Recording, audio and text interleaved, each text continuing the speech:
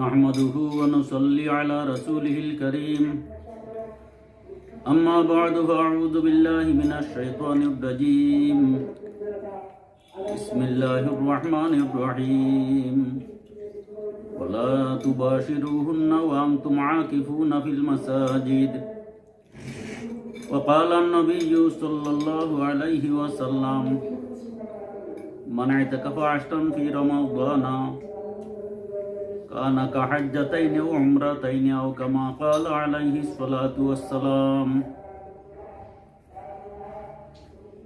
সম্মানিত দেশবাসী, মুসলিম তৌহিদি জনতা, আল্লাহ তাবারাক ওয়া তাআলা লক্ষ কোটি শুকরিয়া আদায় করছি। মহান রব্বুল আলামিনে আজ 19 রমজান পর্যন্ত সুষ্ঠুভাবে সুস্থ সবল অবস্থায় আমাদেরকে রোজা রাখার তৌফিক দান করেছেন। আগামীকাল 20 রমজান, 20 রমজান থেকে ইতিকাফ করতে হয়। ইতিকাফের শাব্দিক অর্থ স্থির থাকা, অবস্থান করা। পরিভাষায় ইতিকাফ বলা হয় মহল্লার মসজিদে ইতিকাফ বা সওয়াবের নিয়তে অবস্থান করাকে। ইতিকাফ নবী করিম সাল্লাল্লাহু আলাইহি ওয়াসাল্লামের সুন্নত। 20 রমজান সূর্যাস্তের আগ থেকে নিয়ে ঈদের চাঁদ দেখা পর্যন্ত প্রত্যেক মহল্লার মসজিদে ইতিকাফ করা সুন্নতে মুআক্কাদা আলাল কিফায়া।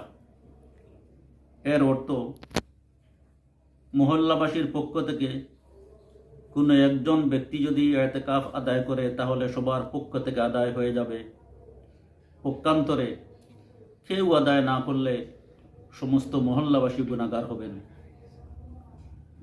ইতিকাফ যেভাবে পুরুষগণ করতে পারেন সেইভাবে মহিলাগণ ইতিকাফ করার সুযোগ রয়েছে।